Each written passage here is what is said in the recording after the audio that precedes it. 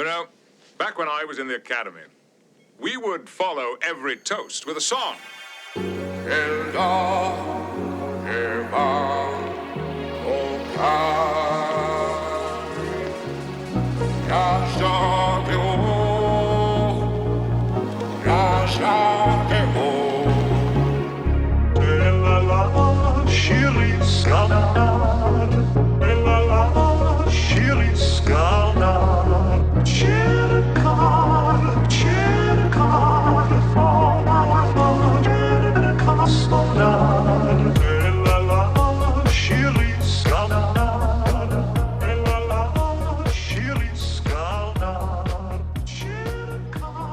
Hi everyone, welcome to another episode of Where No Bubs Has Gone Before, a Star Trek The Next Generation podcast starring myself, Jay Requard, and my father, Jake Requard. We're recording this podcast for the benefit of my son and Jake's grandson, Ben the Bear, but we know there's many great Star Trek fans out there who enjoy The Next Generation, so we're releasing all of these free on YouTube. How are you doing tonight, Jake? I'm good, Jay. So, we are discussing a very heavy episode tonight, Star Trek The Next Generation, Skin of Evil, Season 1, Episode 22, which debuted April 25th, 1988. I usually start the show asking you what you think about the episode in terms of if you like it, your general thoughts, but I kind of want to start differently today because we're dealing with both the death of a central character in Season 1, Yes. but at the same time, we're also dealing with a deeply philosophical issue. Right. And I want to start with a deeply philosophical issue. Good idea. Go ahead. Do you think that evil is a manifest thing? And do you think it exists in the universe? Like pure, unadulterated evil. Like personified. Do you think the spirit of it?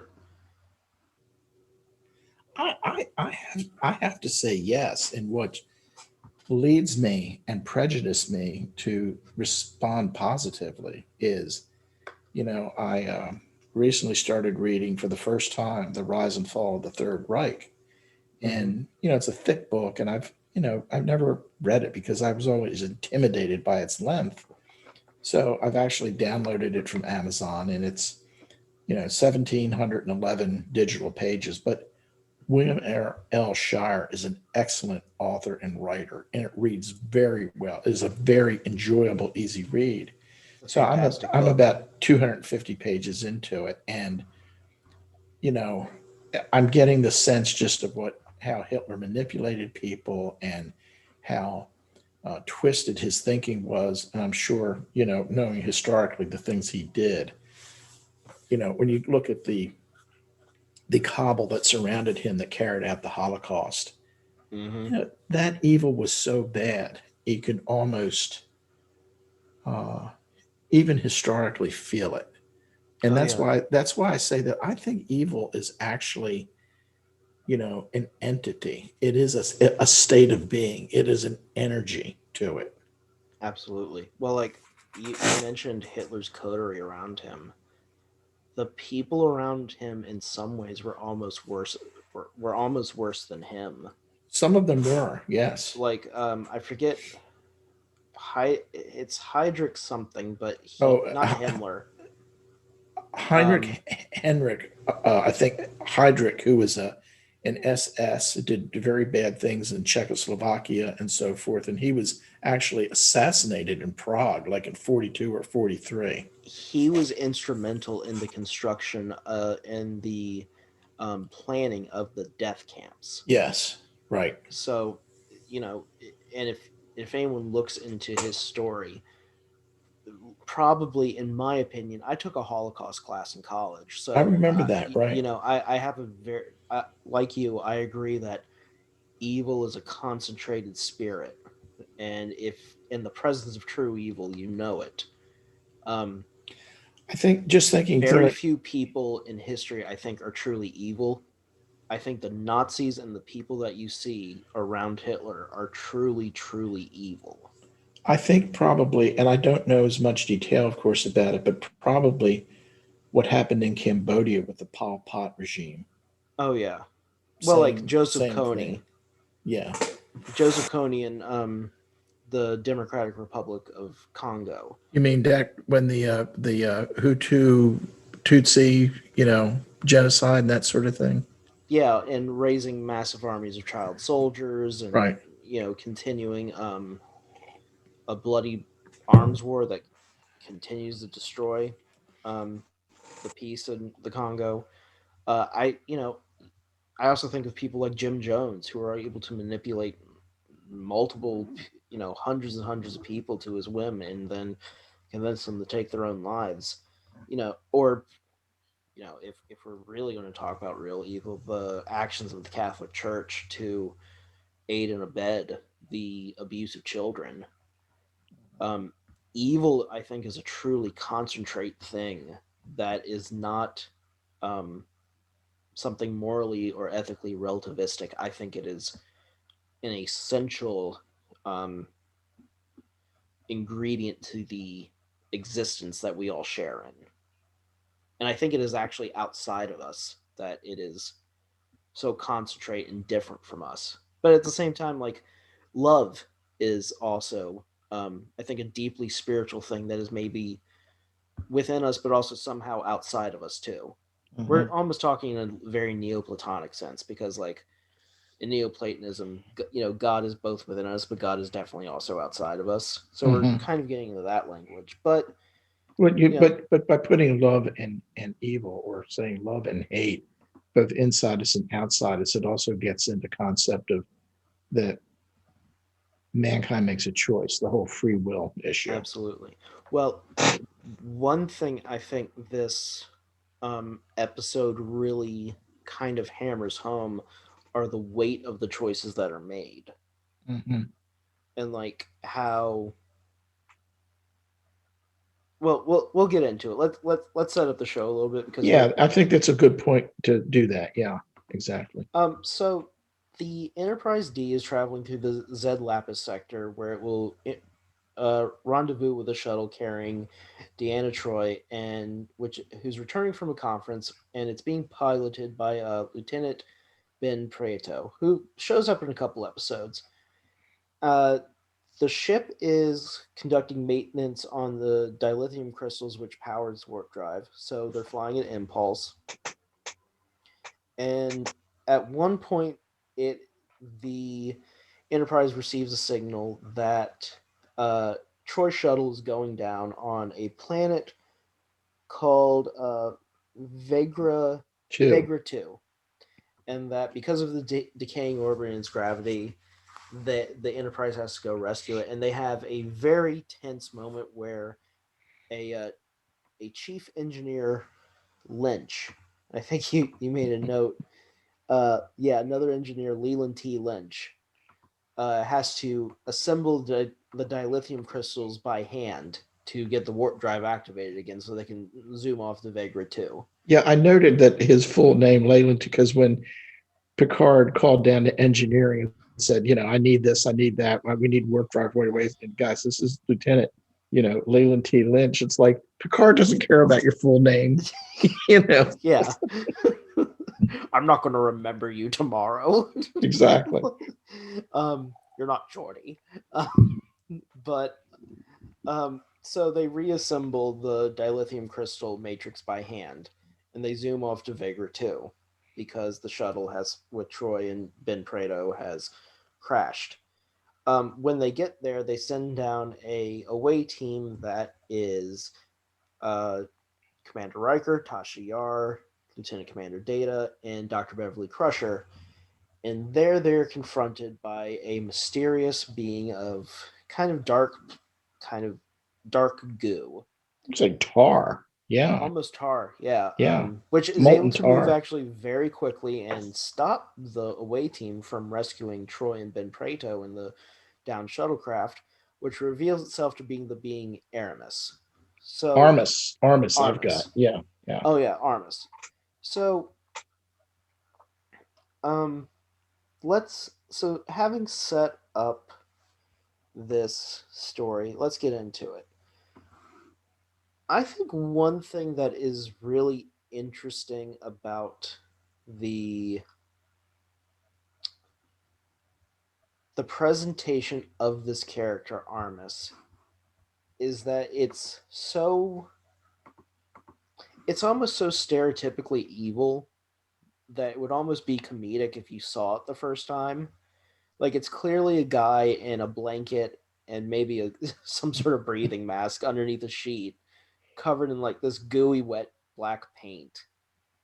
But there's such a presentation to the scene of him like rising out of the goo and it dripping off of him and the way the voice talks, kind of like uh I have always thought that this episode has been very good in nailing the atmosphere of kind of the risk that the crew faces on a daily basis when they get into these kind of mishaps or these situations.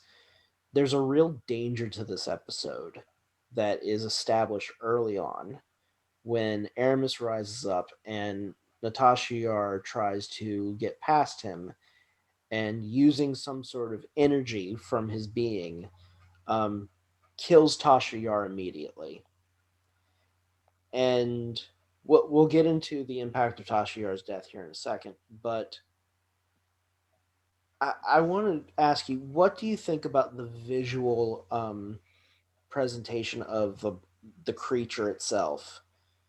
And what do you think of the atmosphere of the show? Because I think this episode is very good in kind of nailing that horror vibe or really instilling a sense of danger throughout the entire episode. Like people will really die here.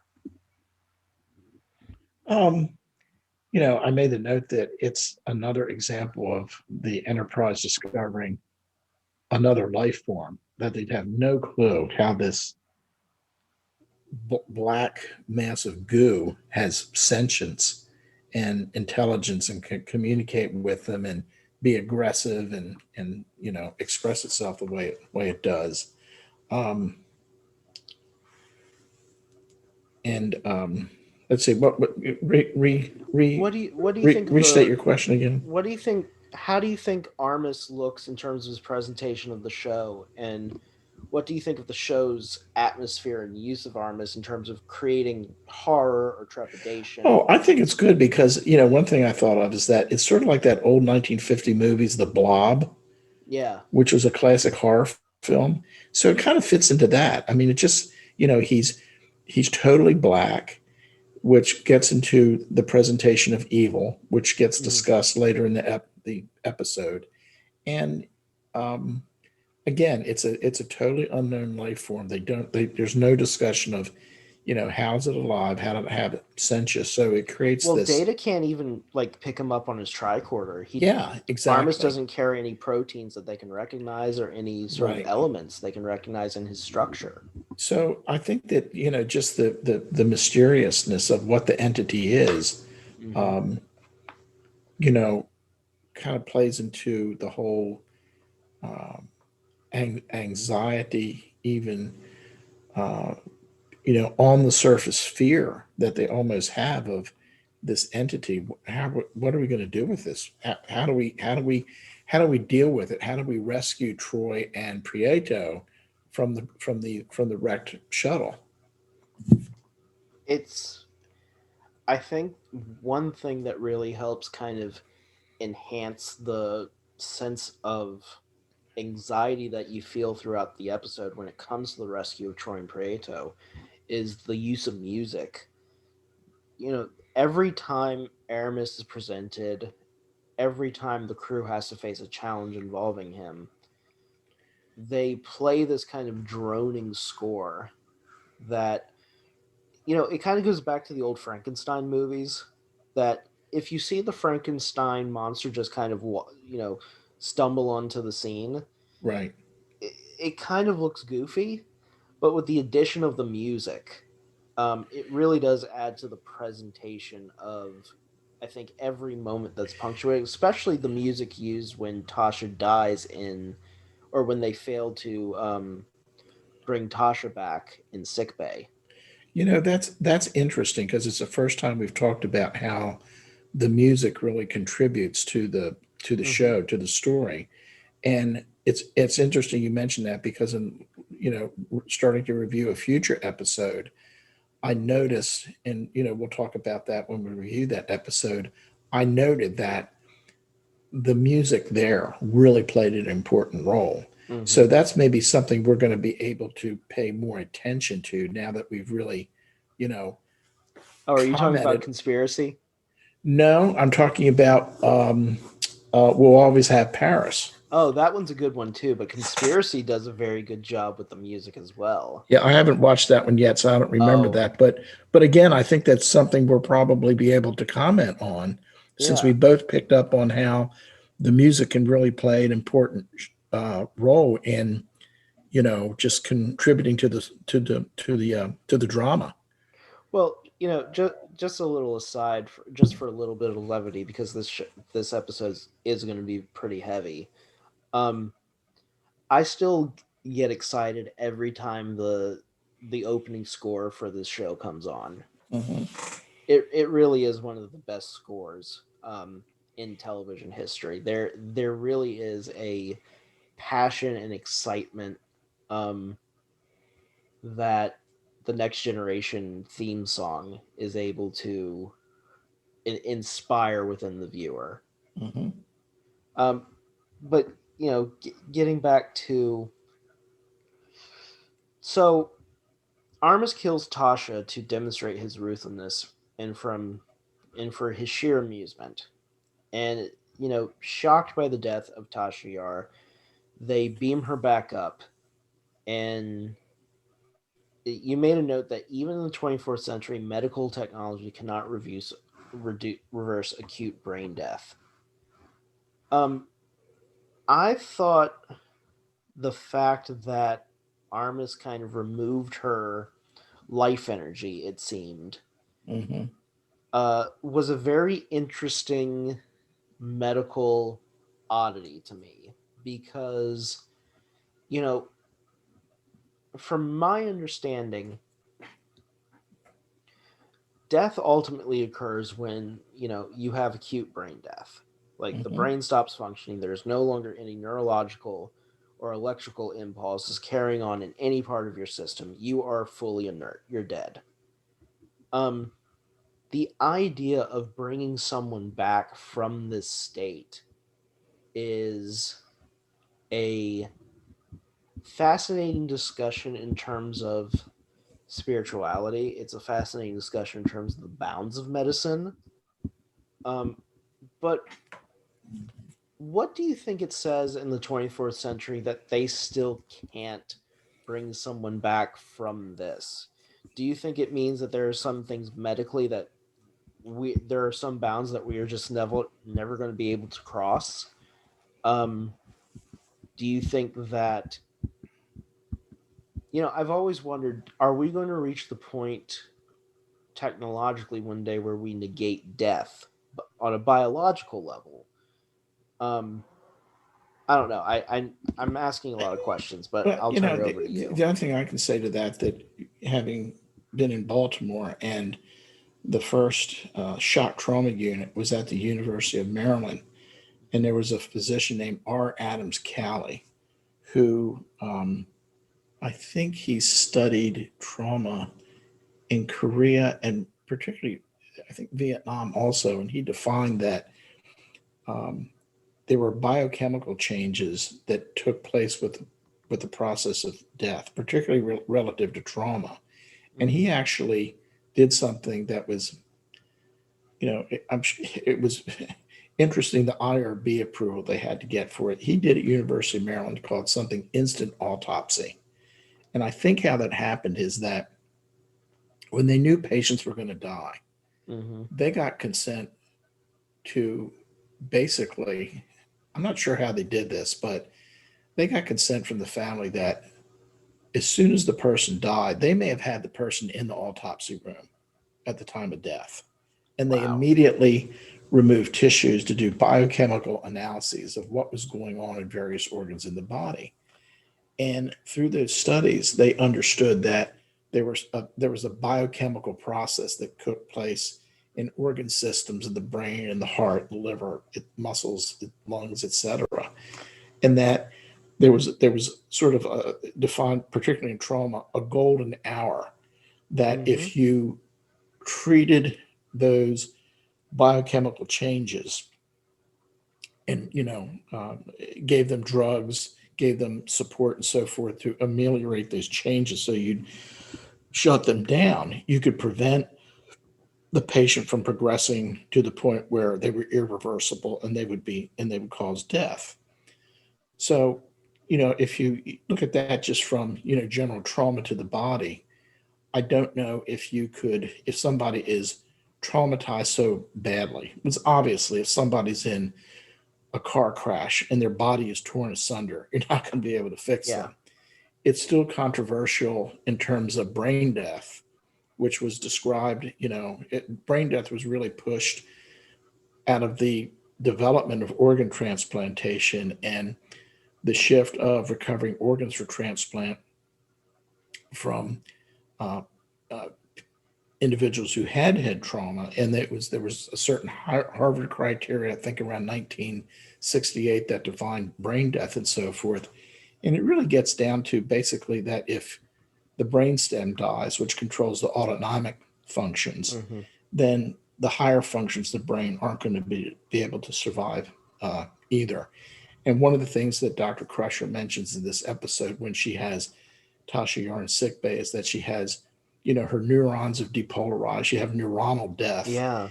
And I don't know enough about, cellular pathology in regard to brain trauma and so forth, whether that is, whether that's real, where that fits in. But I think that whether it's general trauma or injury to the central nervous system, that, if you get to a point where, particularly the biochemical changes progress to a point of no return, you're not going to be able to bring that person back.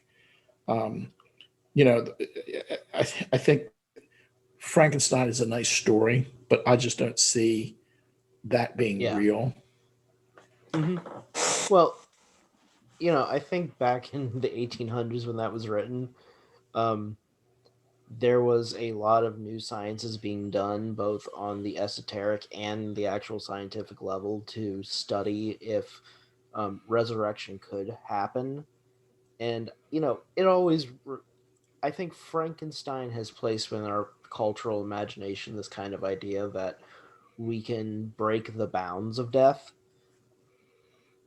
But, I think one thing that you brought up is that looking at it scientifically, I think understanding that there is a point of no return is in some ways, it's liberating in a sense, because we know that there isn't this.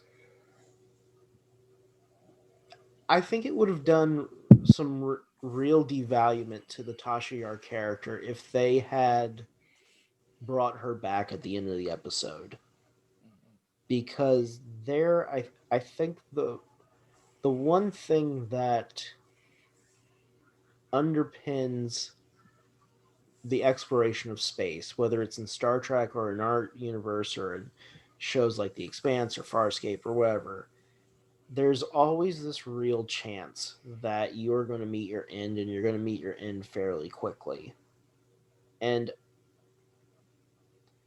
the fact that they can't bring someone back from the dead from acute brain death in in the 24th century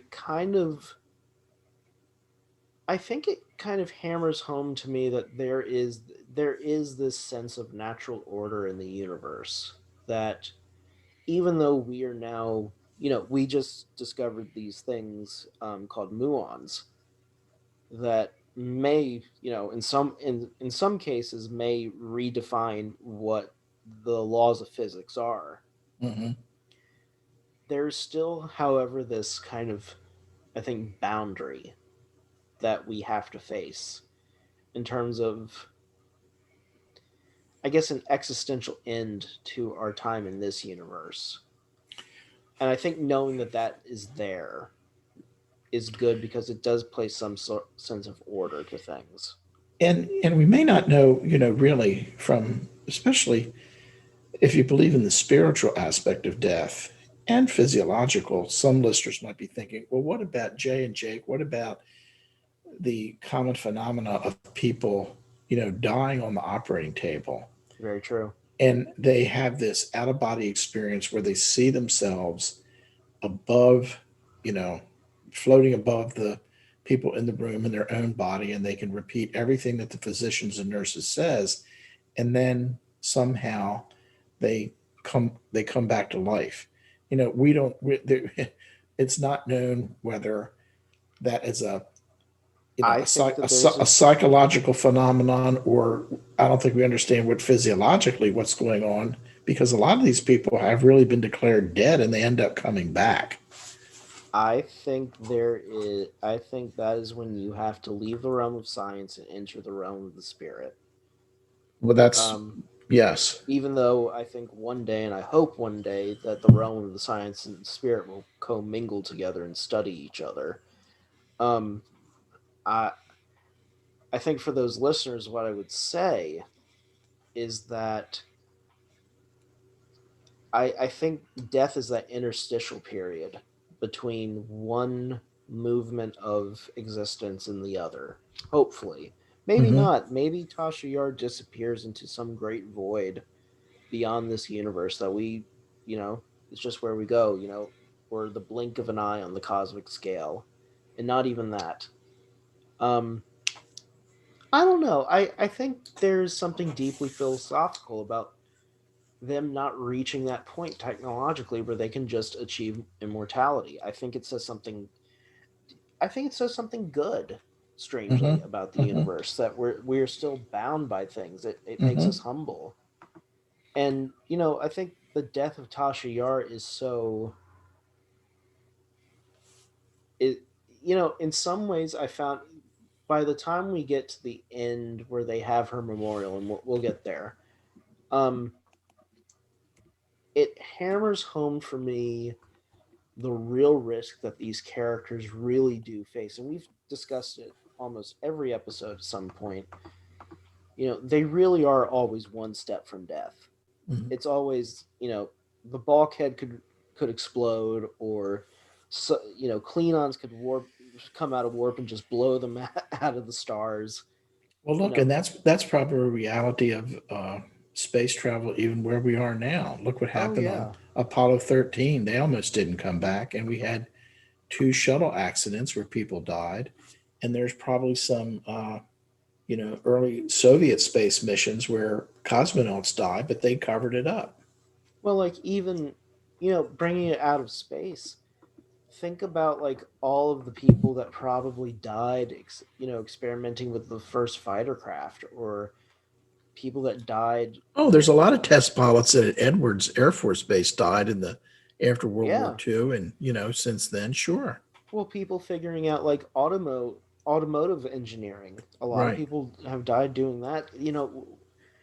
One difficult thing about progress that I think that we don't, and even exploration and expanding our bounds of knowledge, there is such inherent risk, and it really is a dangerous mortal risk sometimes that we have to take to discover the bounds of who we are and what this universe holds. And I think that, Skin of Evil with the death of Tasha Yar reminds us of that very acutely, Hmm. especially in this scene, because I think the actual death scene of Tasha Yar when they're in the um when they're in sickbay and Hmm. Crusher actually declares her dead, Hmm. and just their general reactions, like Hmm. Picard's face, especially Data's face. I Hmm. think Data's expression is especially telling, Hmm. um, because Brett Spiner throughout this episode places so much humanity into his character in terms of reacting to the death of his friend, that it's just so compelling Hmm. that it's hard to deny the power of what we see here. Hmm. What? How did you react to the death of Tasha Yar? Because I know I'm going kind of on and on about it, but I would really like to hear what you thought. Um, I guess, I mean, from a practical purpose, I wonder what the plan was to, write her out of the script. Did she just not want to do it anymore? Did she have some other, work she wanted to do or something like that? I mean, it just when you have somebody who's been so integral to the first 20 episodes and so forth, and then they're gone. I wonder what the practical was in terms of contract or that sort of thing, and if there was something that precipitated that. It was just it gave a different twist to the story because it's the first time one of the primary characters died. Yeah. Well, I don't remember. I don't remember a primary character outside of Captain. Well, Captain Pike doesn't even die in the original series. He's just Hmm. horribly maimed. Hmm. Um, I I don't remember any central character in the original series dying. So this had to have been very jarring for viewers who, usually expect Star Trek episodes to end rather lightly with Hmm. everyone kind of going home safely. Hmm. Um, to answer your question, what happened? Denise Crosby actually became disillusioned with the character because she felt the writers kind of moved her into the background a Hmm. lot, Hmm. and she felt that her role kind of took on this Uhura like status where, Uhura is a character that's always on screen, but she's not doing much. Hmm.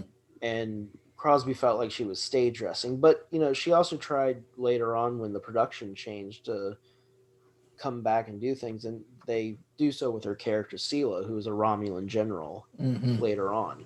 Hmm.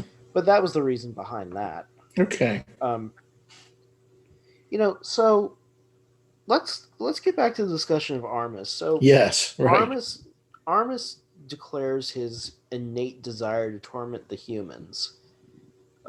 Especially, and he does a lot of this in terms of his conversation with Troy, where he reveals that like he really is there to watch these people suffer, and he wants to make them feel the same kind of rage and loneliness he's feeling, the same sense of helplessness that he's been experiencing for centuries and centuries, trapped on this trapped on Vegra too. Um, you said in your notes that Armus's desire to torment the humans reminds of Lucifer being assigned eternally to hell and taking on the role of the Punisher. Does Satan get satisfaction out of eternal punishment? Um, I think that's an interesting question because on one hand it assumes you take a literal interpretation of the Bible that God created a being that somehow became so twisted during his fall that everything about him became about the torment of humans. But I think to does Satan get satisfaction out of eternal punishment? Well, see I the one. don't know. See Um, the one important point here. As at one point, I think this is uh, partially revealed through Armis's conversation with Troy, but also Picard, oh right, is that the race or species that he was part of, the that Titans. the Titans, that's right, that they had evolved to, a higher form of existence. And they had it gets back to our discussion of his evil, a physical thing, that they had sort of rid themselves of evil. And they kind of dumped it physically into Armus. So he almost like is a scapegoat, Mm-hmm. and therefore, and then they isolate him. And if anybody is in a hell, Armus is in a hell. Oh yeah. We have no So idea how long he's been there. He's isolated and so forth. And, he, one of the things, is kind of jumping ahead, but, Picard makes a decision based on his conversation with Armus when Armus says, I want you to take me away from this place. mm-hmm. And Picard realizes that this guy is so damaged and so full of the need for vengeance, I cannot responsibly, take him away because it's just where am I going to put him? He's just going to cause trouble. So, in essence, Picard, further damns Aramus to the continuation of his personal hell. And that made me think of, and some of this gets into, I think I mentioned to you that one program that I haven't ever watched is Lucifer. So I've just Oh started yeah, to watch that. And I'm I've like watched going, every episode of every season. and It's and great. I'm like halfway through the first season, and it's interesting. I mean, it's all fictitious. It's not biblical per se, but one of the things that you get from that character in that TV series is that Lucifer just gets tired eternally being in hell with the job of punishing. And he says, I'm taking a vacation. I need to get away from this. And obviously, there's something there where he has Maze cut off his wings and, he's going to stay in LA. La Ciudad de Los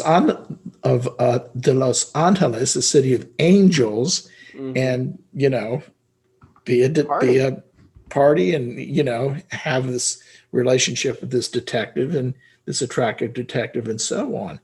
And it just made me think of I'm so happy you're watching that show. I really am. it is and it fit in with other thing. I've had a conversation with someone close to me in years past that is very biblically based and said to me at one point, if one does not worship God, and you could say that in the Islamic sense, doesn't submit to God, you will be punished, and you will be punished eternally. And it's like, you know, why would a deity want to do that? What benefit does he get out of it? He or she Yeah. it get out of that? And, Well, and it gets back to the question of like the origination of evil. Like, yes, if God created Lucifer knowing that Lucifer would fall and become Satan, which there's a I think that there's a biblical argument that there is a difference between Satan and Lucifer, uh-huh. and that they're two actually very different characters. But anyway, the classical argument being made that like if God created this creature that is so twisted and so awful and so evil that he is going to place him, God is going to place him in charge of a place of eternal damnation.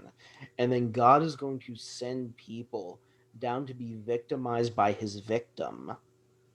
Why the hell are we following, like you just said, why would you want to worship that sort of deity? It's, you know, getting back to something we were talking about before the podcast when it comes to intergenerational pain, like that there is just that is cosmic abuse on a level that is and so and out of and league. it probably fits in with a seed planted in me by my grandfather, your great grandfather, John Jacob Reckward Sr., because he would sit on his front porch at his home on Overley Avenue in Baltimore. I can remember coming up and sitting with him, and he was deep thought. And he, just sit there quietly with him. And he said to me one time, Jake, I don't understand why God would want to damn a man to hell. Yeah. And I didn't know, I didn't say anything. I just listened to him. And he just continued thinking, like, but what he was thinking is, it just doesn't make any sense, I I think the And well and the other thing I have to say, I got the Thomas Cleary abridged version of the Quran because I might do some consulting in a country in the Middle East, and I've read this abridged version of the Quran before, so I wanted to read it again to kind of look at some things in Islamic thinking, and starting out, the Quran says, you know, you have to submit to God, you have to believe in God, you have no choice, and it's like, no, people have a choice, you well know. it's the submission to God is based on this idea that if you do not, you have no choice but to submit to evil. It's based on this binary and polarity that basically removes any sort of human dignity from the individual to determine their own path or achieve their own liberty or freedom. And I wanted to mention this because if you look at other, this is not this form of hell that you see in Christianity and Islam is not what you see in Judaism. The version of hell in Right. Judaism or Sheol does not feature this form of eternal damnation. What happens is that you die and your soul, every soul, goes down to this Jewish form of hell where they enter this fire and all of their impurities of their sins are burned away. But once they're burned away, every soul enters heaven to be with God. It's sort of a purgatory in a sense. Well, it's a purgatory, but it also goes back to like, we taught, Judaism. Much of Judaism is based around ritual and ceremony. Right. You know, Jesus descending into hell and then rising up for his resurrection is him performing the Jewish ceremony of cleansing. Hmm. Instead of our physical bodies are supposed to be cleansed by going through this ritual bath, which I mentioned many episodes ago, that ancient Jewish communities used these kind of like ritual baths that they would walk through to purify themselves.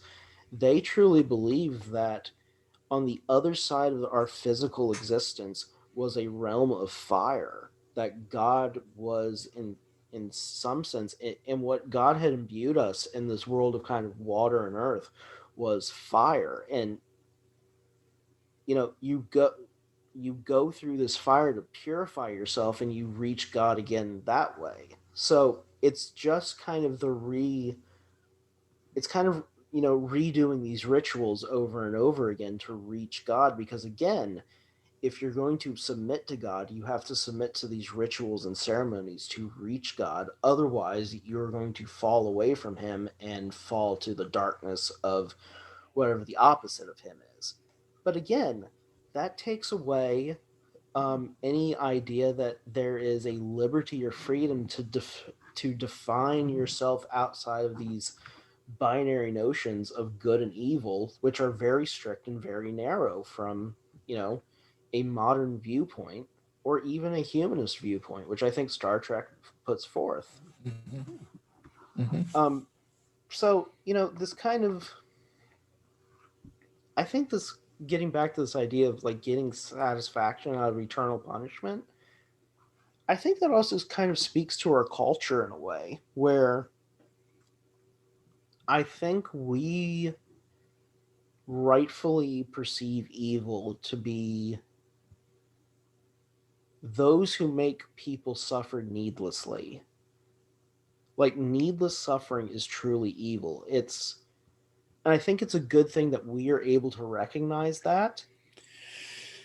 And I think it's when those people who decide to make others suffer almost, and we brought up the Nazis uh, at the beginning of the episode, but I think the good thing is You, that we know that there's this line. well, you're making a very significant point and almost a damning statement to a lot of accepted behavior and systems, that if you have an economic system such as what we've talked about, the uber capitalism, Oh, and if you have systemic racism, that oh, these people it, at home aren't ready for that promo. I know, Like, but they'll stop listening to the episode. it's very timely in that if you define evil as doing something to make other people suffer, for instance, the whole issue of the whole discussion, philosophical, political discussion uh, of whether healthcare is a right. Exactly. And the fact that, some people, I remember a conversation with somebody saying, oh, Obamacare will set up death panels because you're going to ration healthcare. It's like bullshit. They're not doing that. And you already have you already have death panels in essence by default, because when you don't have enough money, to really treat people at the bottom of the socioeconomic scale properly so they can be Right. healthy, you have a societal death panel set up. And I mean, this gets into all kinds of stuff in terms of, what is the real intent of Jesus's message of how you treat others, the Good Samaritan and so forth. So that's a very heavy statement in terms of, and I don't dismiss it in terms of, if you do something that does harm to others, that it is evil, maybe evil of varying degrees. And Well, there's the like, issue, and there's the issue also, are you conscious of what you're doing and what you're part of? yeah. And that's one of the processes that is going on now, is society looking at itself saying, what are we doing to one another? And What how are do we we really taking want to part in? live? What are we exactly? Well, like, it's a question of complicity. Oh, it gets right back to the Germans at the end of World War II. Well, do you know what the most damning thing I can say about this planet is? I think I said it in a previous episode, but I mean it. If aliens came down and asked me, Jay Ricard, what is the worst thing about planet Earth? We let children die needlessly. Mm-hmm. Like, that is the evil of our human race. We are letting children die needlessly. You want these people listening to this podcast to turn it off? We should be damned for every child that dies out in the street because of starvation, homelessness, lack of medical care, lack of educational opportunities that lead them in poverty and put them in greater dangers. Every time a child dies, especially here in America, the greatest nation and most wealthiest nation on earth, do you know what? I take that greatest nation back, but the most wealthy nation on earth, the fact that we let any child die needlessly in this country is the Well, greatest and shame and of the, this right, species. and this gets into the whole pro-life, anti-abortion movement and so forth, where I am pro-life, but I Mm-hmm. don't think abortion should be absolutely outlawed. And if you look at what you just said in terms of, I mean, just in this country, children being hungry, children needlessly dying, it's more acute, outside of this country, but it happens in this country also. Um, what's worse, just the societal negligence of allowing children to die versus abortion. You can put it into the same the same issue. You want to be pro-life, you want to prevent children from dying. And Women who choose to. Okay, here's the thing. I am pro choice. So the way I look at this is that women that are choosing to have an abortion, 9.9 times out of 10, are doing it because they are making an economic decision, but they are also making a moral and ethical one. If you are a single woman in poverty, the the trauma that your child might be subjected to while you are going through your own poverty may be so devastating. You might, it could also be a question of the partner you're with, the father of the child.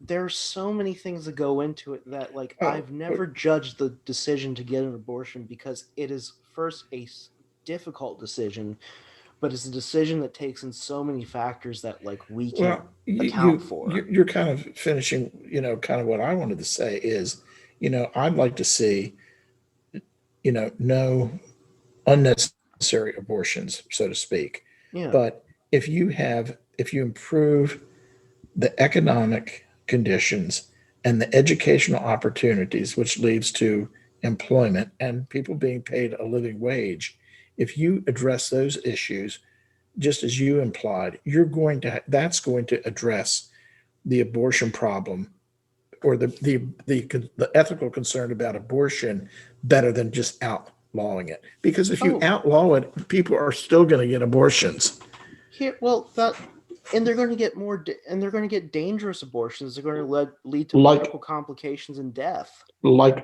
they did in the past. Well, like, the horror of the coat hanger abortion And sorry, folks, we're in the middle of a heavy show now, so we might as well go heavier. You know, the truth of coat hanger abortions were a real thing, and they scarred a lot of women and killed a lot of women internally who felt like they had no other choice. If we're talking right now, if you really want to end abortions, you need to give people, not only women, but men, the ability to decide when they can have children, if they can have children. Um, we also need to make sure that like children and women just have more than excellent access to medical coverage, not because of some sort of science, societal responsibility, just because of a moral and ethical and human responsibility. If you want to end abortions, give women the choice to decide when they have children.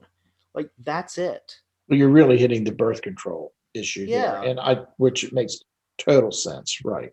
Well, like, if you give them the choice, it opens up so many options for them, but it also gives them a time to get their life together where they can bring a child into the world if they choose to. Well, and you want to give them the tools and the education and the environment where they can make a responsible decision about having a child. Well, like, this is where the conversation between pro life and pro choice often goes so far off the rails, where we treat these women as if they're doing something evil, but the truth is they're in such a difficult situation that our mistreatment of them is far more evil than anything that they're doing. Like, Right. it's evil to treat these women like they're villains and, devils, when they're not. They're just going through this tremendously difficult moment. If And if a woman has an abortion, then she's consigning herself to hell.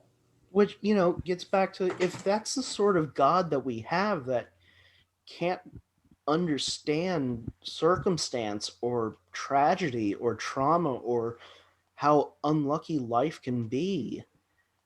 You know, I think of historically, I think it was Eleanor of Aquitaine. She had 15 children. 15 children. So many of them died in stillbirth. And I've known women who have had children die in stillbirth who went through, and it's just the trauma of carrying a baby to term, or carrying a baby knowing it's not going to live. Like, we talk about denying, Republicans talk about denying medical care to women who may have ectopic pregnancies. Mm. And like, these women are going to die if they don't have this abortion. You're literally killing two people just to maintain some sort of moral order in your head that's not moral or ethical at all. It's evil. It's getting back to Aramus. It's continuing suffering for the sake of suffering. Well, what you're making on the theme that we've identified, what you're saying is that if individuals such as that, if they completely are unidimensional in their thinking about an issue such as Yes. abortion, they're in essence doing harm to people, and they don't stop and think about what they are doing. That Well, what they assume is their ethical action is actually could be defined as being evil from a well, different perspective. I think we also need to put into perspective where evil comes from. And even, Troy tries to get through to Armus because she realizes that he is suffering Mm-hmm. on a level because he has been abandoned. And it gets to the scapegoat. And I wanted to stop and talk about scapegoats real quick, because that has an interesting origination as well within Judaic religion. Mm-hmm. So scapegoats were originally, so I forget what holiday it was, but Jewish communities would get around and they would choose a goat, and they would paint this goat and decorate this goat and cover this goat with things and like tie little prayers to this goat. And this goat was basically all the sins of the community, um, painted or carried or baptized onto this goat. And then they would send this goat out into the wilderness. And essentially, that scapegoat would carry all their sins and evils away. By exiling that goat, they were throwing away their darkness and their sins. So that's where the origination of the scapegoat came from. I probably butchered that, but it's been more than 10 years since my last religious studies class, folks, so forgive me. But that's essentially where scapegoats come from. You know, Aramus is a scapegoat in many senses, but you know, I don't, folks at home, I don't want to excuse Hitler. And when you hear what I'm about to say, I'm not excusing Hitler, but we have to also recognize that, like, one of the reasons why Hitler's thinking was so twisted is that dude went through World War One, where he basically saw the worst of humanity, and then he was not only on the losing side, but he watched his country get economically ravaged and punished, in many cases far outside the bounds that they should have been. Mm-hmm. You know, Hitler's evil was, as in many ways, constructed by the trauma that he and Germany suffered from the fallout of World War One. So, like, in many ways, the scapegoat of World War One was Germany, Mm-hmm. and we created a devil in that. But that's the other. There's also been other stories from the Jewish community dealing with scapegoats, talking about the risk of sending scapegoats out into the world, because you are sending evil, concentrated evil out there. Just because you push evil out of your community doesn't mean that the evil's gone. I just looked up quickly on Wikipedia, and the idea of the scapegoat, as you said, is a community putting all sins and so forth onto the goat, and sacrificing or whatever, goes back to the Near East and Middle East, 2400 BC. So Yeah. I don't know how that fits in with the history of Judaism. I mean, that's very early Judaism now. Oh, early Judaic culture is ancient. Right. And like the early Jews actually had a dualistic system Mm-hmm. at one point, because we know from archaeological evidence that at one point Jewish communities actually conceived of God as both man and woman, Oh, yes, sure. and that there was an actual family deity system, which is Mm-hmm. why the Jewish community is still so focused on the family system. Mm-hmm. It goes back to, you know, the formations of their religion go back tens of thousands of years beforehand. Even that we have some evidence now that as early as uh, that maybe as early as 30,000 BC, there was some there were some monotheistic cults starting to rise up that preconceived not only the idea of a single god, but a single god that somehow birthed humans and had like a human wife and human children, and actually a human son. And actually, that may be a protogenic story, or a proto story of the beginning of Adam and Eve. That you had this God that created the first two Mm-hmm. humans, Mm-hmm. and from there, the embodiment of God within those first two humans spread out to create humanity. The other thing I would say about Armus is that, my sort of identification or feeling for him through this episode is, the conversation that Troy had that kind of revealed um, his trauma, his suffering, his isolation, and further conversation with Picard, is that when Picard finally decided to, just kind of trick him, since they figured out, when he became emotional, his emotional guard went down and they could, beam out and so forth. When Picard left and Armus realized that he was again alone, Yeah. I pitied him. I felt sorry for him, even though he's such a very evil individual. But I felt sorry for that character, because of, it's like, if he was a scapegoat for this race of Mm-hmm. Titans or so forth, how did they choose him? Did he deserve it? Was he randomly picked? And he had an opportunity to leave his existence on Vagra 2, but he blew it because um, it just the way he interacted and so on. So when I realized that, I realized that he realized that I'm damned. I had a possible opportunity. I had contact with other beings, but now here I am again. I'm back in hell forever. It just it was tragic, sad. Um, It's Sisyphus. uh, No, yeah, no. yeah, Do you know yeah. what the trick of Sisyphus, the story of Sisyphus Yeah, is? from being a studier of Albert Camus, I understand Sisyphus very well. Yes, Yeah, but like, well, no, being a student of Camus, like, it's your choice to keep pushing that boulder up the hill. that's right. Like, it's your choice.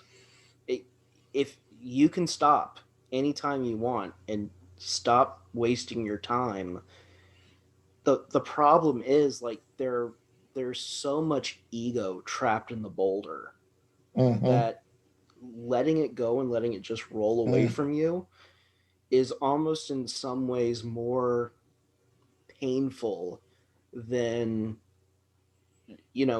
the real healing is letting the boulder roll away from you and never pushing it again. But Hmm. then you have to let go of so many things that you've used to define your existence. If Armus really wanted to leave and Picard, he really wanted to convince Picard, he would be like, I'm tired of making people suffer. Just take me anywhere, Right, anywhere. I'm done. I'm sorry that I killed. He'd apologize for killing Tasha Yar. He'd right. And that's what when Picard did his interview, he failed the interview. Yeah, Yeah. but I think there's also it gets into the question of Armus and the question that I asked you at the beginning of the podcast: is evil innate? Can Armus actually be redeemed? No, he had. If you I think go his back, intrinsic nature makes him irredeemable. I think by the very origin of these titans, whenever they physically ascended to this other realm and they left behind their evil in the form of him, right. like he can't be anything else. If you go back to our discussion of physical death being a biochemical process that you get to a certain point that it's irreversible. He's the Armus, biochemicals of Armus, that ascending race. Armus, taking on the role of the scapegoat and the evil that manifests within him. It was he had long passed the point that he could not be anything but that, Hmm. and that's what Picard sensed and made the decision. I ain't taking this guy off this planet. So once they finally, there's a few other moments that I want to capture before we get to Tasha Yar's memorial. Mm-hmm. The first one being once they realize Tasha Yar is dead, there's this meeting that they have in the observation room where they're all arguing and they're all clearly upset. Like it's Troy. No, it's I think they never actually show the scene, but the voices you hear are like uh Geordi, Riker, and Beverly are arguing because they're all in shock at the loss of Tasha. Wait, was Geordi down there when Tasha was dead? Was killed? No, he goes down Mm-mm. there later He's later, right, because they try to use his visor to right, right. take a measurement of Armus, and it seems like Geordi can't even get a measurement there No, he either, couldn't really. which is Yeah, interesting because Geordi's visor lets him see outside of our right. usual visual spectrum, Sure. which means Yeah, Armus, not only didn't show up on a tricorder, which gets you a wide spectral analysis, right. he's not showing up in any inter like any dimension. Yes, So that says something very interesting about the makeup of Armus being yes, evil. yes. Um, maybe It, Armus's evil is infused throughout the universe throughout all Yeah, dimensions, space, and and time. again, he's still a sentient life form, so it's a life form a new life form that they encountered that they totally don't understand. But one thing that I wanted to bring up with this scene in the observation room, Worf is immediately appointed to uh, the acting chief of security now that Tasha Yar has passed away. And there's this very interesting moment where Riker is putting together the next away team to go down and try to figure out what to do. And Worf makes the decision to stay behind. And I think it's a very interesting moment in progression for the character. And he also helps out with the rescue. He and Wesley Crusher lead the rescue of beaming out Troy and Picard at the end of the episode, leaving Aramus behind on the planet of Vegra 2. Mhm. I think it's very interesting what they do here with Worf in terms of giving the character a real moment to grow. I think it's very neat that we see the character stop and go, I have different responsibilities now. Yeah, I picked up on that point but didn't comment on it. But I think your comments on that particular scene, you're right on target. Yes. And It's it's a transitional point for that character. Yes. well, he goes from just being kind of like, you know, they open up the episode with him being very closely connected to Tasha, that he's betting a lot on her winning this martial arts competition on the ship, which I love the idea of Starfleet getting together to hold fights on their ship. Um, that's kind of cool in the future. Right, right. Um, no, I actually do think that's kind of cool that combat sports remain a thing in the future and they're not looked down upon like they kind of are in society now. We've integrated them into our culture as a wholesome thing to do, even in Starfleet.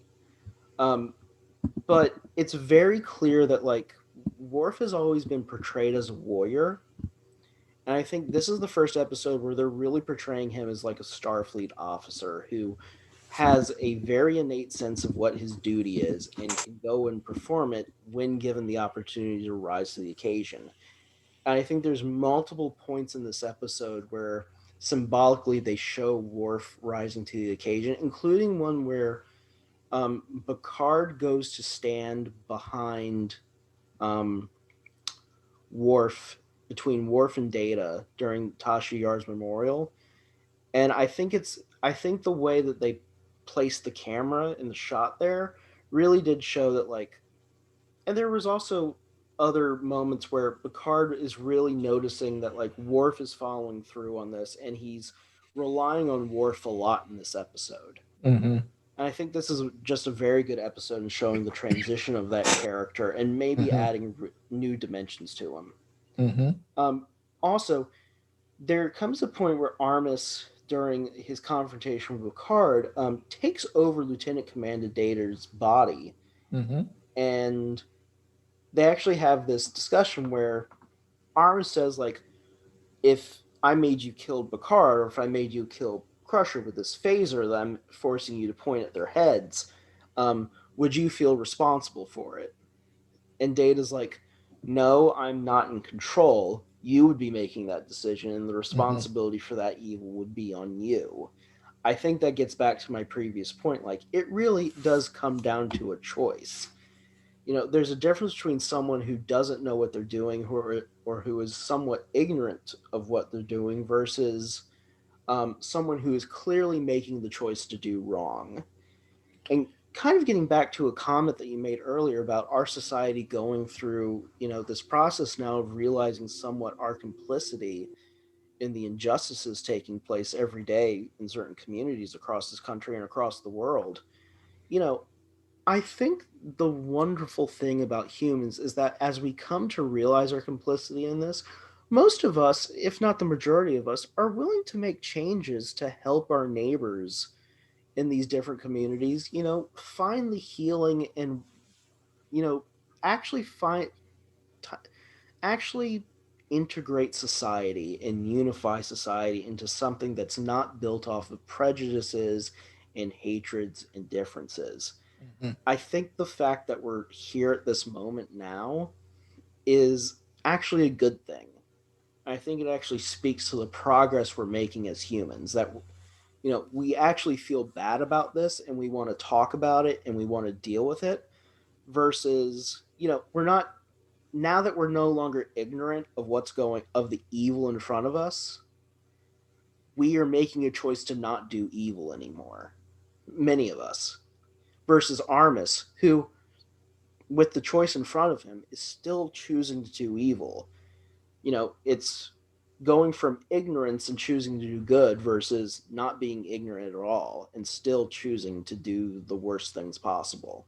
And I think this moment here with Data is a very good display of that. It's philosophy packed into a very short scene, but it's a lot of things. There's a lot of things to be gained from it. And I just was wondering what you thought of that scene. Oh, that. Oh, yeah. I think that when Armus is manipulating Data, I think Armus stands down after Data points out to him is that, well, if you cause me to kill one of my colleagues, it won't be me doing it; it'll be you. And what Data points out to Armus is that you're not going to make. I wouldn't like it, but you're not going to make me suffer over that. And that's why Armus says, "Well, if I can't, if Tin Man, if I can't make you suffer over that, then I'm not going to do it." He's not going to get any vicarious pleasure from it per se. You know what's interesting? So at the very end of Picard and Arms's interaction, where they're discussing, like, they're kind of negotiating terms. Mm-hmm. Um, you made a note that Armus says, "I am evil. I am the skin of evil," which is where Mm-hmm. this episode takes its title. In many ways, spends a lot of time justifying his own actions by reinforcing his identity by going, "I am evil. I am evil. This is what I'm supposed to do," even though he knows it's causing him trauma and that it's built from trauma. Right.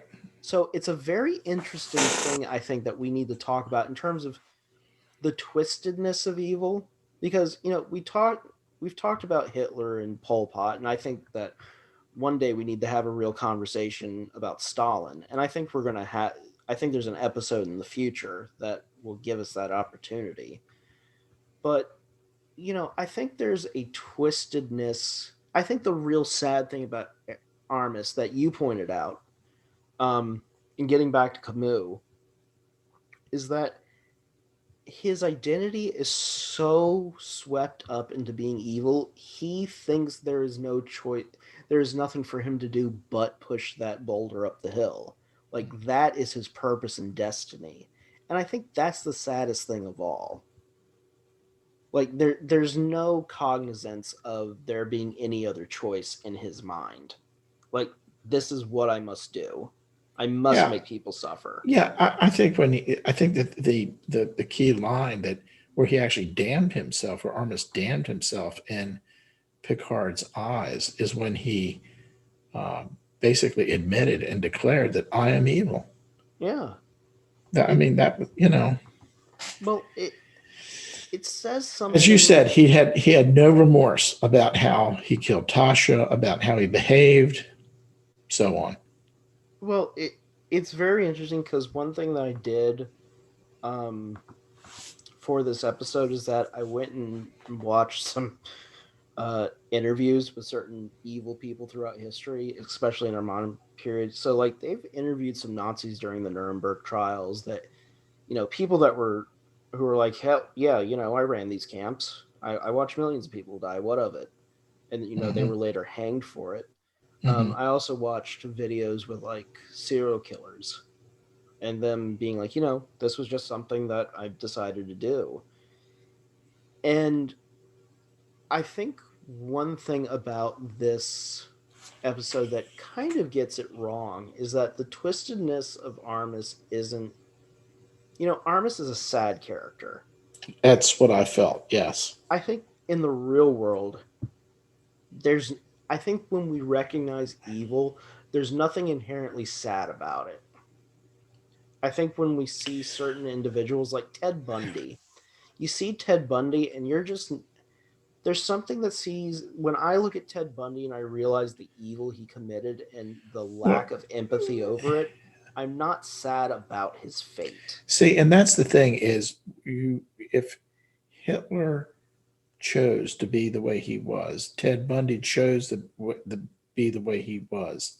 Yeah. Aramus, the question with Aramus is if Aramus was the chosen scapegoat, he may have not originally wanted to be the way he was, that this Hmm. was foisted on him and Exactly. he became evil and he had been, had inculcated evil for so long, as you said, he could not be anything else.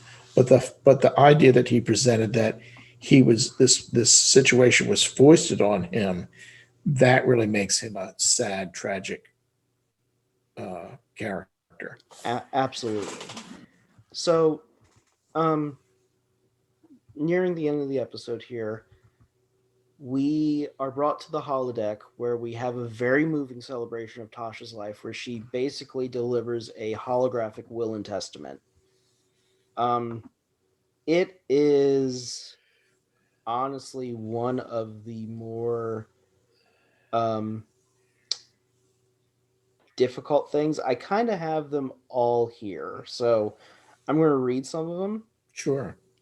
Um, Here's one. I think this says a lot about Starfleet as an organization. Hello, my friends. You are here now watching this image of me because I have died. It probably happened while I was on duty and quickly, which is what I expected. Never forget I died doing exactly what I chose to do. What I want you to know is how much I loved my life, and those of you who shared it with me. You are my family. You all know where I came from and what my life was like before, but Starfleet took that frightened, angry young girl and tempered her. I have been blessed with your friendship and your love. Um, Will Riker, you are the best. You trusted me. You encouraged me. Most of all, you made me laugh. Uh, there's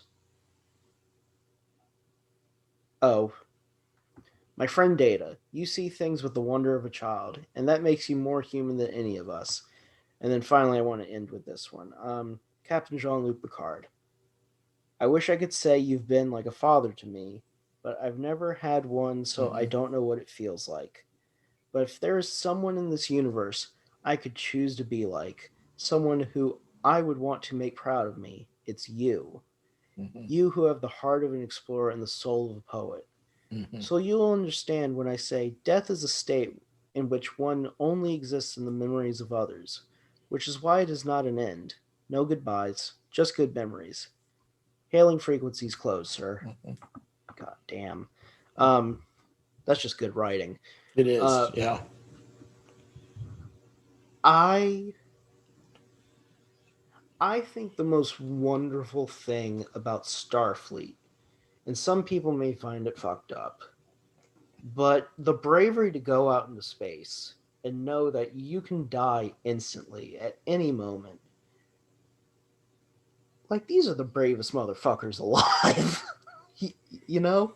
Like, they're, and even our real world astronauts, getting into the, just, there's a level of bravery there Well, that is so outside of, remember how Tom Wolfe presented the original seven Mercury astronauts in The Right Stuff. oh That they, yeah, there was that one scene, and I think that reflected reality. There was some press conferences where, they were our heroes going into space to compete with the Russians for, whatever the hegemon of space and so forth. And there was an apotheosis where they became godlike characters mm-hmm. because they were pushing the envelope of aeronautics beyond anything that anyone had done. You know. I think the beauty of this though is that I think the beauty of Star Trek and the beauty of Tasha's speech is that we've gotten to a point where even in death we have found a way to celebrate and enjoy and elevate humanity to the point where we do not face these things with fear, but we face them with a level of understanding and appreciation. Mhm. You make a point in your notes of like our holographic funerals the way of the future, or will holographic messages become the way of the future? And it's interesting you brought that up because they had a birthday party for Kim Kardashian 1 or 2 years ago, and one of the things that Kanye West, her soon to be divorced husband, bought her was a holograph of Robert Kardashian, OJ Simpson's lawyer. Mhm. Basically, they found like they used voice files, but they cobbled together like this birthday message for her, telling her how much he loved her and how proud he was of her. And you know, it was this really kind of weird but sweet and touching emotional moment, but also amazing. And we've discussed before how like music festivals brought um holograms forward of people like Mhm. Michael Jackson and Mhm. Tupac, and I've seen a hologram of Ronnie James Dio in the heavy metal scene. Um, I think, you know what? I would love to hear you one last time. Well, and the other thing that's is significant related to this, where there might be a progression, is if you just look at this country, I think probably 50% of all funerals are not burials, but they're cremations now. Yeah. And if you go back 50 years, cremation was barely done. So you're I think people are somewhat for economic reasons, but also for just practical reasons. They don't want to put the money out to, put up, buy this expensive piece of metal or whatever and put it in the ground somewhere. Um, Plus the Bible says, ashes to ashes, dust to dust. If you put somebody in a flame, you're just speeding up the process rather than, Hmm. letting people get all moldy and get get reduce the dust at a very very slow process and a somewhat hermetically sealed casket and so on. So there's I think that the movement from burial to cremation kind of has moved us toward thinking about how we deal with death in a different Hmm. way. um, Organ donation has done Hmm. that also to some extent. Absolutely. Well, getting back to the holographic funeral message, I think there's something deeply wonderful about the idea of it. I think it allows a sense of farewell and closure. Like, Yes. it'd be one thing if Tasha Yar dies and the last time we see her is in the is on that med bay in sick bay, just dead. Hmm. I think the fact that we get to see her one last time and we get to see, the interesting thing that I noticed about the hologram is that it actually kind of tracked to where certain individuals were in front of her. Like at one point, it looked at Worf, the hologram. I won't say her because it's a hologram, but like her hologram looked at Worf and then looked at Data, and then it seemed to look at Geordi, and it seemed to look at everyone. And I find the idea of if I died and I could program a hologram and you all gathered and that hologram popped up and then I looked at you and I said something to you, I think that that is a moment that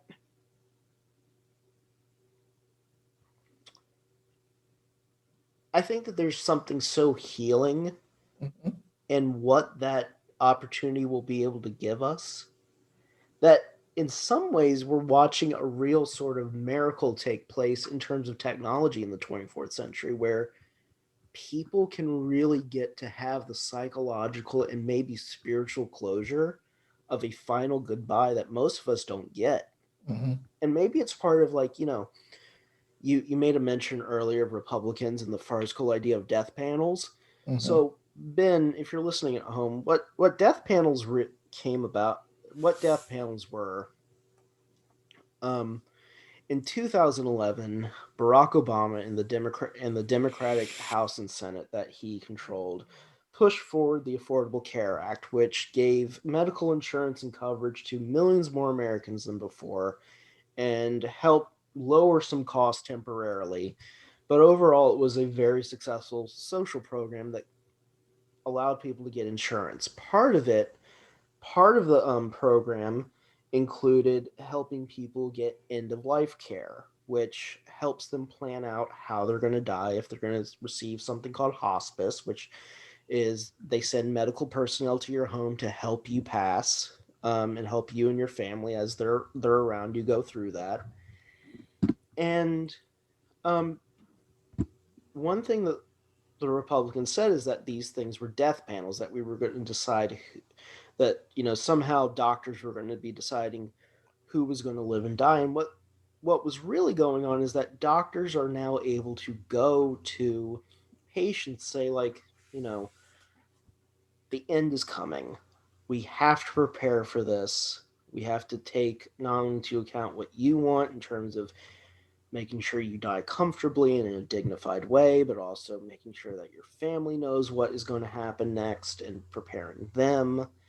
So, like, end of life care is a very important aspect that I think our culture didn't really think about until the Affordable Care Act came about and we had to deal with this farcical idea of death panels. But I think in the future, holographic messages might be a form of end of life care that you plan for. Mm-hmm.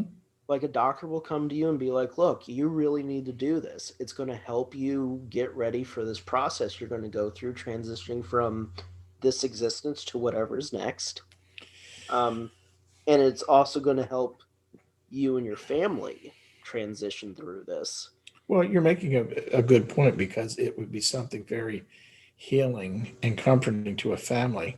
But by if someone had the opportunity to make either a tape message or a video message or a holographic message to be communicated after their passing, that would Yeah, be very psychologically beneficial to the patient, and that it would have them accept what was going to happen.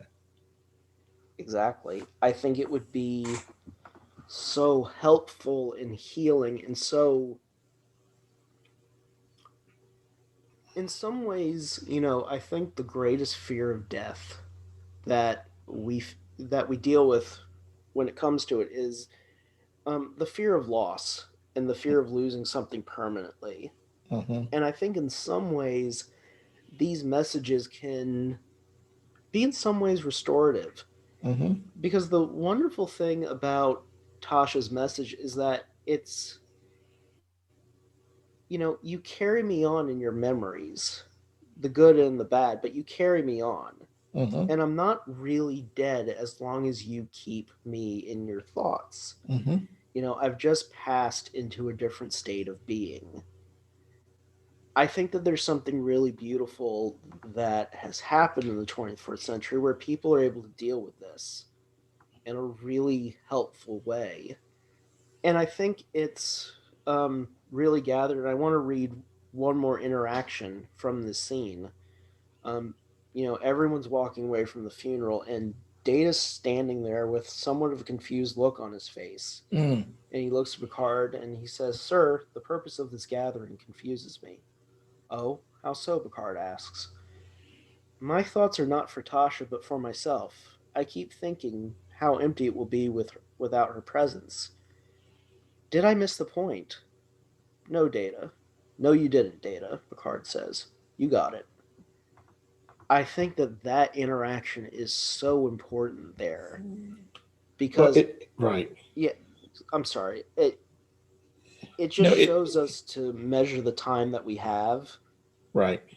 and really appreciate the moments we have with And, people. and, and it fits in with something we've talked about is that Data always struggles with his being able to have the human experience, and Hmm. that and at some point in the either the future seasons or movies even, I think he comes to the point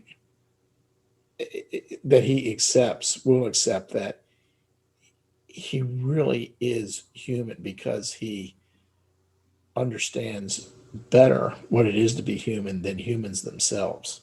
Oh yeah. Well, And that's what's being shown here. he has such a natural sense of empathy Yes. that is,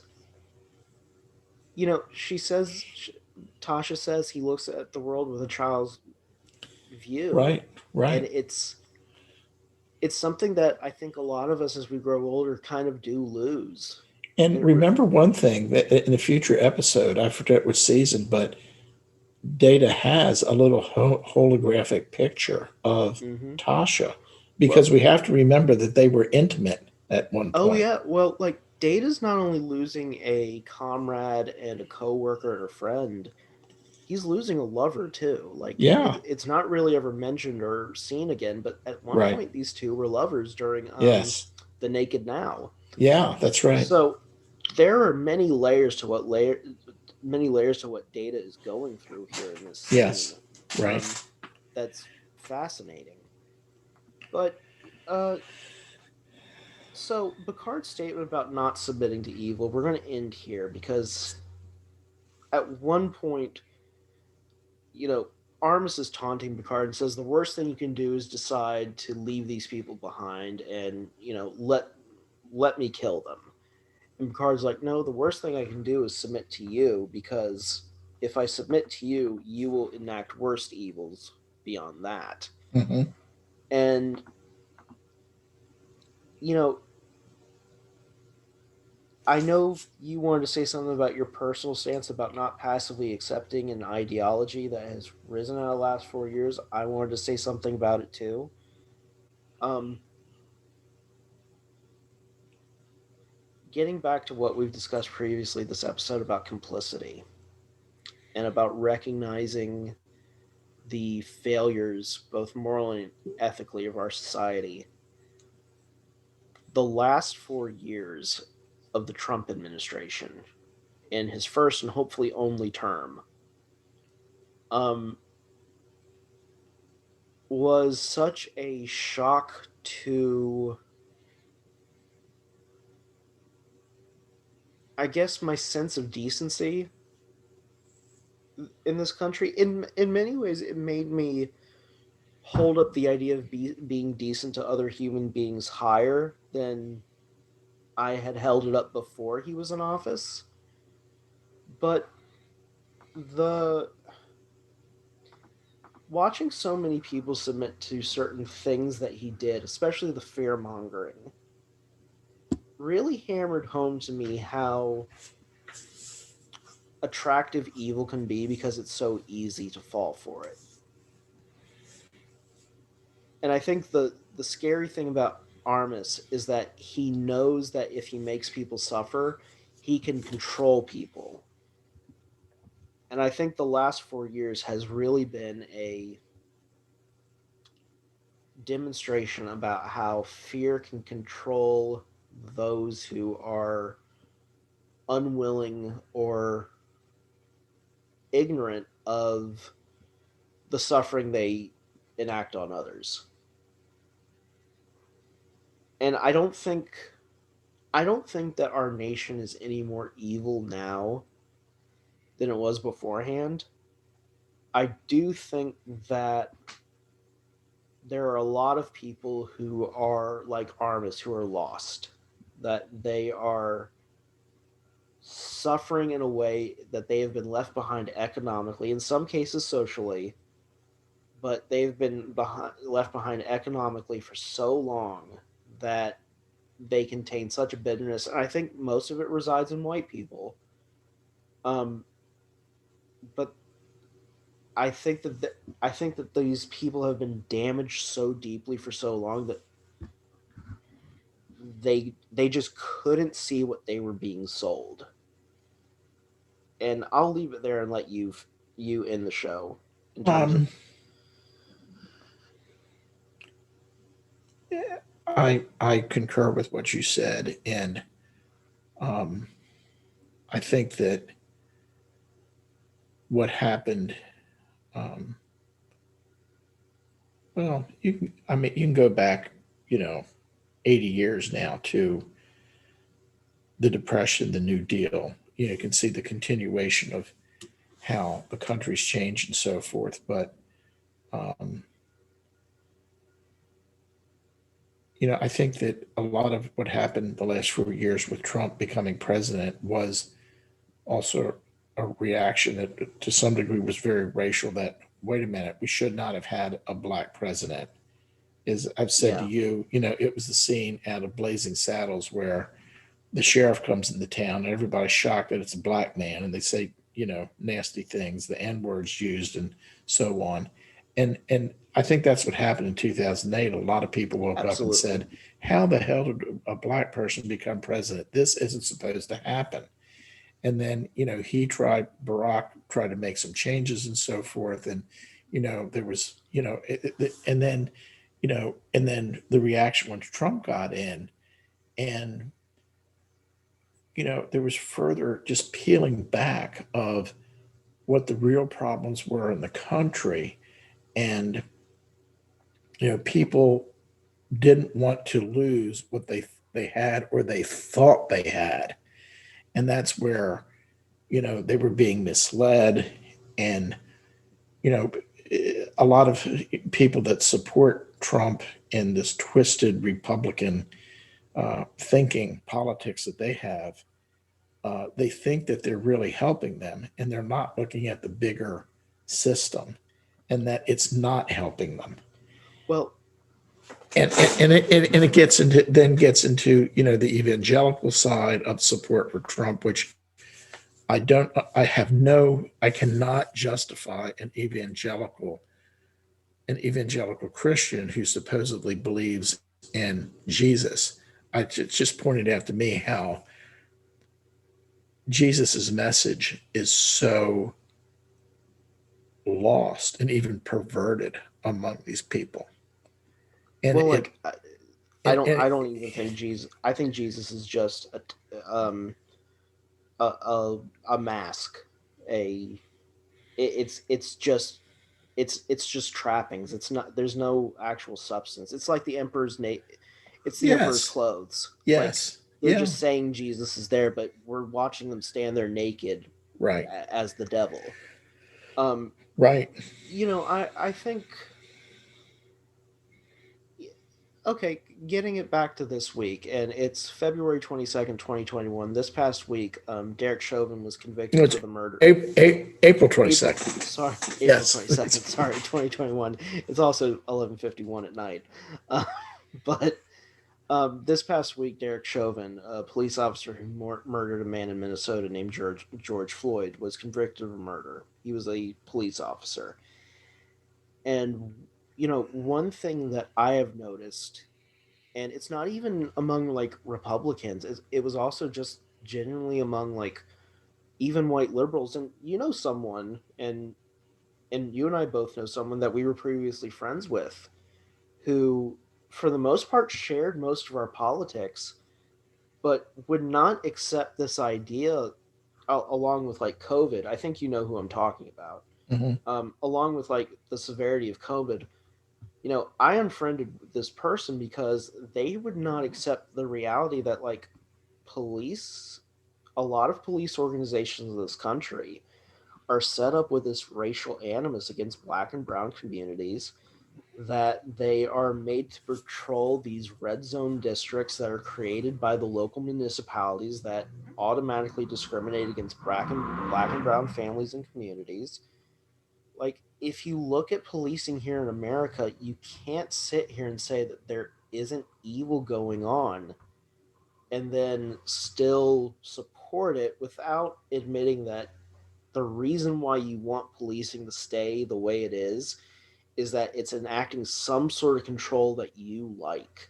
You like the fact that cops are killing black and brown people. Hmm. Like, if you're no, if you're still watching after the 9 minutes and 28 seconds it took to kill George Floyd, or the numerous other videos now of cops killing people, sometimes indiscriminately. I mean, we just had Micaiah Brown shot. I forget what state she's in, folks. I'm sorry, it's late at night, but a cop showed up because she called the police because she was being attacked by adults, and she was shot 4 times on site by the police officer. That was in Columbus, Ohio. Columbus, Ohio. Thank you. But like, shot 4 times on site. There was no attempt to like disarm her. There was no attempt to like de-escalate the situation.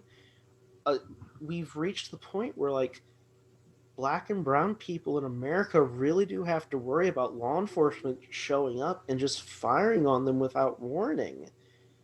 To sit here and just deny that, you have to admit that you're either in support of that sort of behavior, because we have visual evidence now. You can't deny that it's not happening.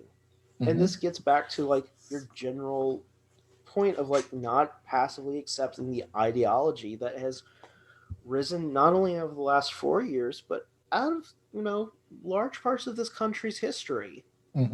Like, we really do have to face down the idea that like you can't, no one should be permitted because of their station or status, be it because of race, religion, creed, or gender, so many other factors, to simply show up and kill someone because you're law enforcement. Well, and that's not how society works. And the interesting happened today that there was a bill passed to address the increase in anti-Asian rhetoric and acts and so on. I'm not sure what the bill says. I'm not sure whether it's just symbolic or whether, what difference it'll make, but it was strongly bipartisan.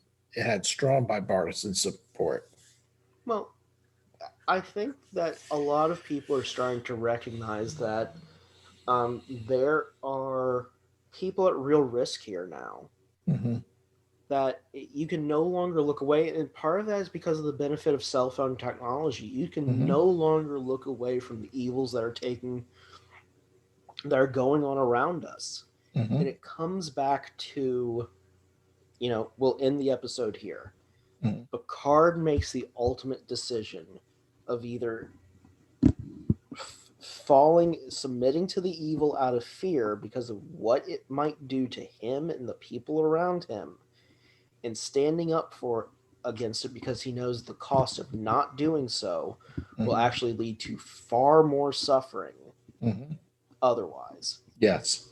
And I think that what we're seeing now here, in many ways, America is going through the process of shedding its skin of evil. And I think we'll end it there because it's been a very heavy episode. Yes, it has. Yes. But Dad, thank you. I hope you enjoyed it. I did. We will come together next time to look at Star Trek: The Next Generation, Season 1, Episode 24. We'll always have Paris. So, Dad, thank you for joining us. Thank you, Jay. It was good. Thank you for everyone at home, and it certainly was, Dad. I'll see you soon.